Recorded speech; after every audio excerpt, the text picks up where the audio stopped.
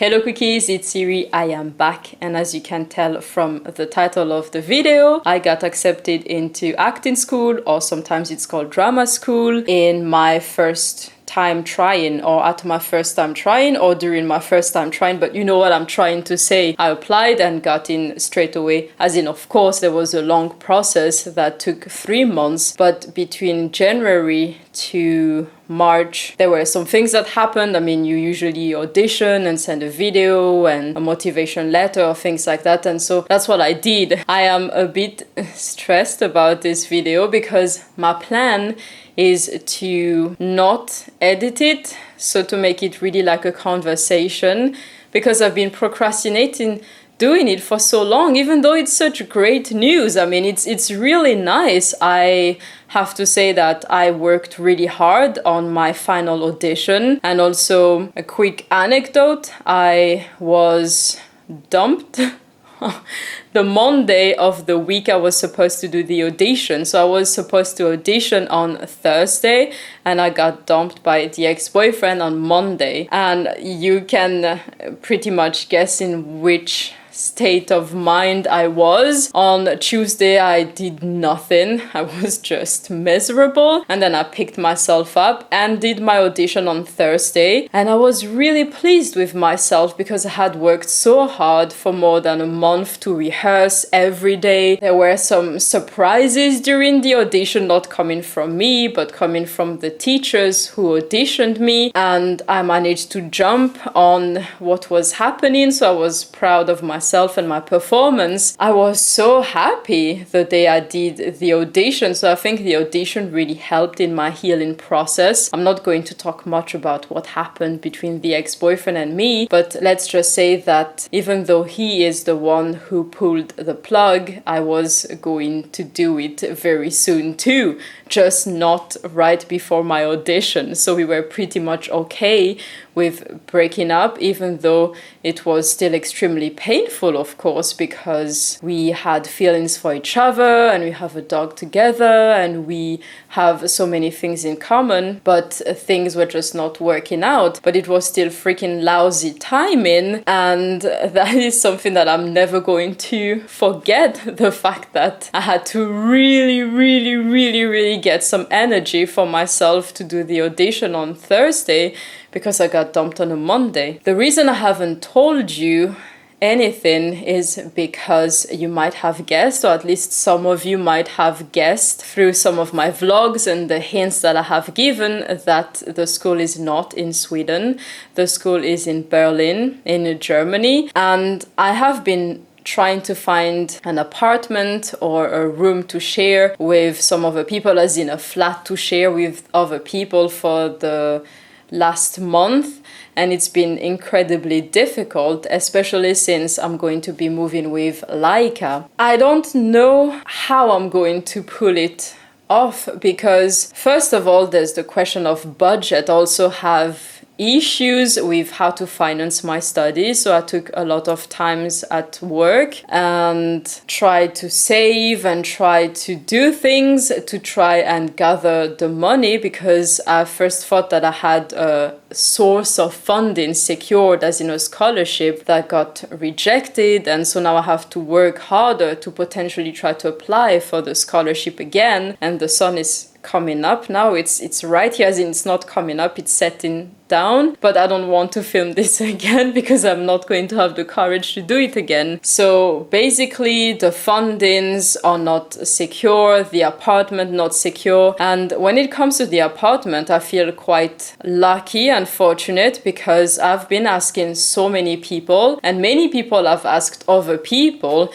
but no one has any tips or lead on what to do, and if anyone has an apartment or if people want to share an apartment. I don't actually mind having flatmates. I think that having flatmates would be much nicer in a new city, because what if you forget your keys, or if you just want someone at home in case, I don't know, something scary happens. I'm thinking more it's safer to have flatmates in a new city, and you feel like you have people that you know in case something happens, and you have built-in friends that come with the apartment, and so I don't mind that. I also would not mind having my own place so that I can be with my dog and we can do our own things. But regardless, I cannot find anything. And it's been hard, Cookies. I feel like my mental health has been quite lousy for the past 3 weeks because I worry a lot about whether I'm going to find anything, something, and people say, why don't you just go there and find something on the spot? And I say, yes. I mean, ultimately that is the best way to go with it, as in move there and get a hotel or an Airbnb or a place that accepts dogs. There are many of those, and then stay there while I look. But it's not so easy if you're on a tight budget, because the school starts on the 1st of October and I'm going to be moving probably around the 20th of September. So I'm not sure how long I can actually stay in a hotel or an Airbnb, because those are expensive and on a student budget. Also still currently trying to fight for a scholarship and to save money to get to study the course I want to study. It's really difficult, and I'm not necessarily going to give up because this is something that I really want. And when have I ever taken the easy way out? Some people said, why didn't you just take the course that was provided in France? Because they have a school in France. Actually, the main school is in France. It's an old school that is quite prestigious, and I could have taken that one because 1, I speak French fluently, and 2, I have family members in Paris, so that would have been much easier. But 1, I want to speak English with my classmates. I want to study acting in English. And 2, I love languages. I want to learn German, which I've been doing for a while now. And I feel like if you have the opportunity, at least for me, to move to a place where you can learn a new language, then that's what I want to do, because I want to be able to talk to as many people as possible. And there are so many sayings that say that if you speak in English with people, you talk to their brains, and if you speak their native language, you talk to their hearts. And I want to get closer to people in that sense. So for me, I felt like going the easy way out and going to the French school would have been, it would have been a shame, because I could have gotten the opportunity of living in Berlin and getting the German experience. But now I'm not even sure if anything is going to happen, and I've been really stressed about it. Even at therapy, we are in our 13th week, and it's the first week that I haven't done my homeworks and that I've been just lousy, and I showed up today and said I haven't done my homework because I've had so much anxiety and stress over everything that I haven't been able to really do much stuff. I just studied German. I had a German test on Monday. I got an A, by the way, which for some weird reason also stresses me out a lot, because one part of my therapy is trying to be easier on myself. So when I do a course or when I do something, I always aim for the highest grade, so A or 100%, or to be the best or something. And so for the German course that I'm taking, I thought I'm just going to aim for a B or a C so I can pass and have the basics. And now I got an A. And it's so weird that it's something I'm complaining about, because I've worked hard for it. I've studied, I listen to a lot of German podcasts, I do Duolingo a lot, I try to read a lot of German books, watch movies in German with subtitles on Netflix, so I really do a lot. So of course it's nice to get an A, but at the same time I feel like it sets expectations for the teacher towards me to have an A for the next exam in 2 weeks. So I don't like stuff like that, and I talked about that in therapy today. So that's why I haven't told you anything since March, because my plan was to come here and say, hey Cookies, I got accepted into an acting school for 3 or 4 years bachelor's degree. It's 3 or 4 years. I think it's 4 years. It's something that I've always wanted to do. It's actually what I wanted to do when I was 17 and moved to Singapore, but I took filmmaking because my parents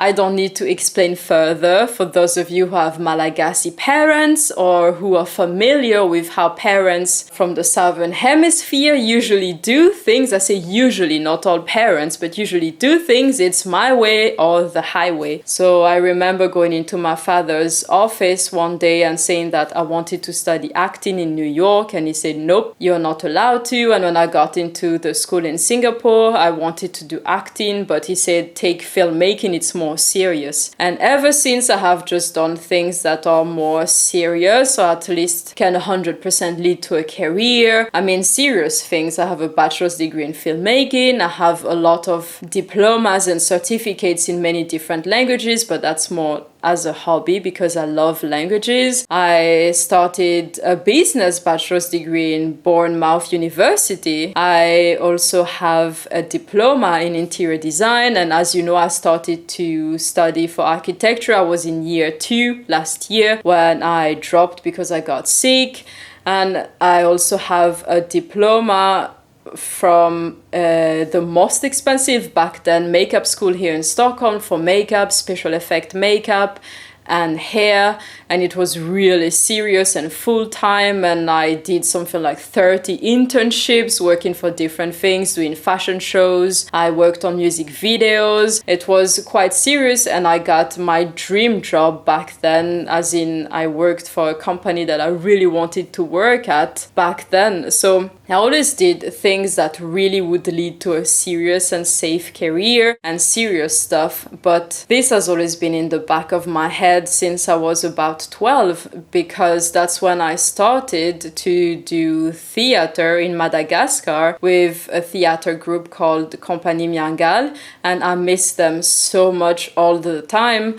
I still stalk them sometimes on Facebook. I don't use Facebook, but sometimes you can stalk a little bit without an account, and I check what they're up to, and I miss them a lot. The funny thing is that as a person, I'm very introverted. I'm quite shy, and if you meet me in real life, I'm always friendly. Of course, I believe in being nice because it costs nothing. It's just nicer to be nice, but I'm also really shy. I don't like the spotlight necessarily on myself. Even in therapy, when it's my turn to speak, I always feel like, when I know that we're doing it clockwise and soon it's going to be my turn, I'm already starting to feel a bit nervous. And when I did theater, it was so bad when we had shows, because I would know that, okay, we have a show in 6 months, and we were pretty serious about rehearsing. And so we would start rehearsing quite intensively, I think 2 months before the shows, and sometimes we would rehearse 4 times a week, including Saturday and Sunday, both of the days, the whole day, and we would eat there as well. And I would start having nightmares and insomnia and things like that. And I think the worst moments were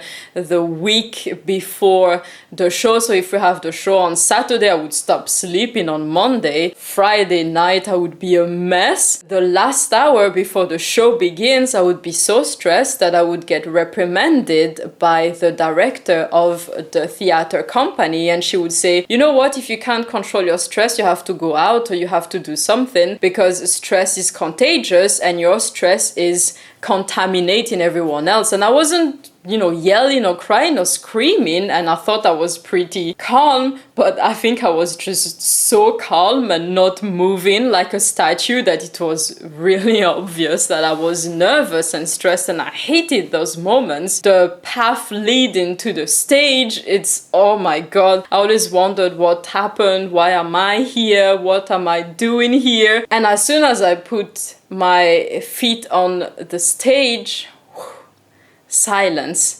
It's just silence, anticipation and joy and adrenaline. Even now, talking about it, I can feel it, that sensation, and then seeing the crowd. People always say don't look at people in the eyes, but for me, it would give me so much energy every time to look at the people, to sometimes talk to one specific person when I'm acting on stage, and to get the energy, and to see when they're laughing, to see when they're surprised. It's really a moment of communication, and then working with my teammates. And sometimes when you forget your lines, it doesn't even matter, because you trust them and they trust you, and you help each other. it's just the best feeling. That's where I feel the most alive and so happy and fearless and invincible and just so confident. And it's so crazy because literally 5 minutes prior I probably was in the toilet peeing because I would be so stressed and I would need to go peeing every 5 minutes. I'm not even joking, I'm a nervous peer, and then just be like, oh my god, I don't want to be here, I hate this is horrible, why am I even here, I don't like attention. But then as soon as I'm on stage, it's a different story. It's just, I'm meant to be here. I belong here. I know how to do this. I'm so happy here. And that's something that I've known since I was 12, 13. And doing my audition in February, I felt the same thing, performing in front of professionals, because I can tell you the teachers, they were serious, they were nice, but they were serious, and they had this really nice English accent. They had worked professionally as actors. So I was nervous before it started, but as soon as it started, I was just having a lot of fun. If you have seen some of my videos before, you have seen that I've done auditions lately, that I have talked about things like that. And yes, I started to dip my toes a little bit here in Stockholm in the industry. And it's been interesting. I think I've realized that I probably don't have my place here in Sweden. I don't think so, at least, but there was some interest in the beginning. When I started to apply, I got a lot of callbacks and I got to go to auditions. The same thing there. Before the audition, I would be nervous, and when saying my name, hello, I'm Iri, I'm based in Stockholm, blah, blah, blah, and then, they take photos of you. And as soon as I start, woo, I would just have a lot of fun. I thought I could just go to auditions forever. If I were paid for them, I would do that. It's been a lot of fun, and there's a music video as well that I've done, and I've applied to different things. My problem at the moment is that I'm not applying anymore because I don't have enough headshot photos and professional photos, and I don't have friends that can help me take them because the ex-boyfriend, he does not like taking photos of me, and so I don't like asking because there's always some bad vibe when we try to take the photos, and I don't like asking all the time when I'm being met with okay, and so I don't ask. And I know that with the photos I currently have that were just good for student work, it's not good enough to apply for real jobs, but the headshots cost 3,000 crowns, 4,000 crowns, and I don't have that. I'm trying to save every single crown to try and move to Germany, so I don't have that kind of money for headshots. And so it's a vicious circle where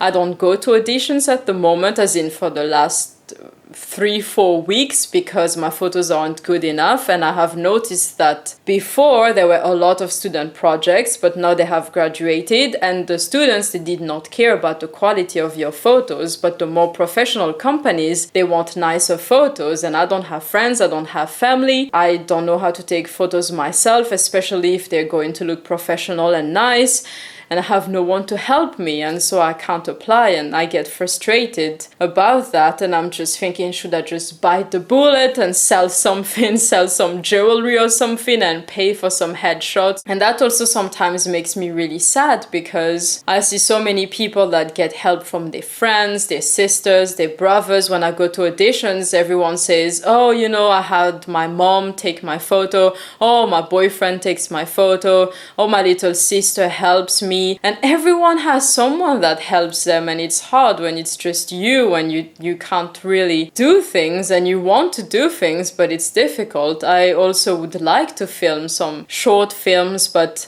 I would need someone at least to check behind the camera that everything is in frame and to act with me, because I'm not going to do monologues and put them here on YouTube, not as a masterpiece type of thing, but just so that I get to practice and act, because I love acting. I actually want to do it even on my free time, just write my scripts and act and do things. Now I'm not even sure if I can go to the school. Even if I managed to get the money, I took all the shifts possible at work, so I've worked quite a lot, as in as much as I can work at that job, because it's based on shift, so it's not like you can work all the time. And I've tried to get some more contacts in the industry. I have done some interesting auditions. Maybe I will tell you in story times, and I've met really interesting people going to auditions. And interestingly enough, some people that know my old teachers in Singapore. I have kept this a secret for most people because I don't want people to ask me questions. I don't want people to get in my business and say negative things, because most people will try to shoot you down. It's something that has been in my mind since I was 12, and I've always thought, what if I had actually done it instead of filmmaking? What if I had gone to New York and tried acting? What if? And that what if has always been in my mind. And now in my late 20s, soon turning 30, I realized that that is a regret I'm going to have for the rest of my life if I don't go for it. I don't mind failing if I try really hard and if I really try to go for it, because then I will be at peace with myself when I'm older and think, you know what, I really tried and it was not meant to be. I was not meant to be an actress. My goal is not fame and money and all those things. I just really want to act. That is my primary goal. I just want to act because I love it. I think it's fun. I think it's amazing. It makes me feel so good and happy. And if I can live from it, then I would be happy. As I was talking with one of the teachers at the school, I was really honest and open, and I said, is there even a chance for me with how I look like and things about me? Please be direct and straightforward. Don't give me false hopes. If you think that I don't look good enough to make it, then I want to know. And basically she said, no, I mean, your looks are okay, more or less. I mean, that's how I understood it, that my looks are good enough, at least, to try and be an actress.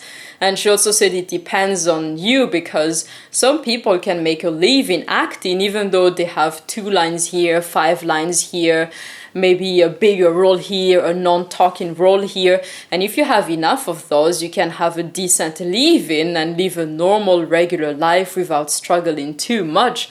So it really depends. And for me, I just want to at least reach that point where I can do what I love on a daily basis, because for me, it's like a hobby. It's really fun.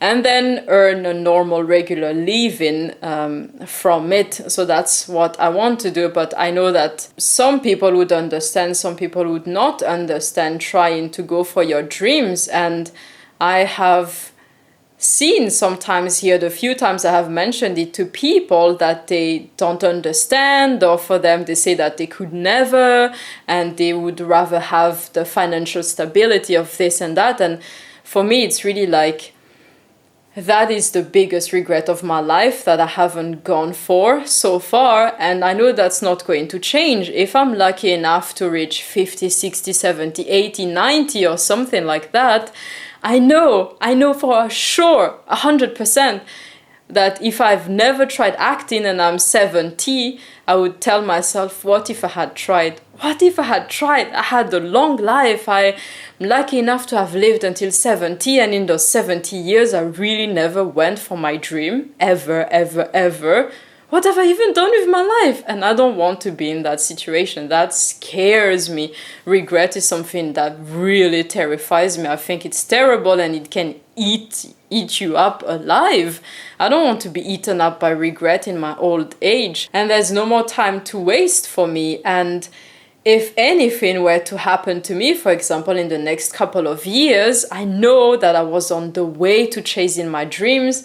And for me, that's what's important. That's what matters to me. And of course, I'm not saying it's going to be easy. I think acting and singing and dancing, most creative things, and writing as well, and everything that is related to creativity and arts, it's difficult. I mean, it's difficult. And I know that if I'm giving myself 10 years to do it, it might be that I'll have to struggle a lot for 10 years, and it's really scary and it terrifies me because I'm thinking, when am I going to buy a house? I would really like to buy a house. How about my rescue sanctuary that I really, really want to have? How about my house? I'll off-grid my 12 dogs that I really want to have, and all those things. And honestly, the fears related to those are still nothing compared to the regret of not having done acting earlier and potentially never doing it. Now I have to end this video because I'm just talking way too much. If you liked it, if you got anything from it, please leave me a thumbs up and subscribe if you don't want to miss the upcoming videos if this is your first time. If I have a hair thingy all over now for the last, I don't know, half an hour I've been talking, then I'm sorry about that. I just needed to sit down and decide that today I'm going to talk to you. If I hadn't done it today, I would never have done it. So now I'm quite happy I have done it. And I will see you cookies in the next video. Bye!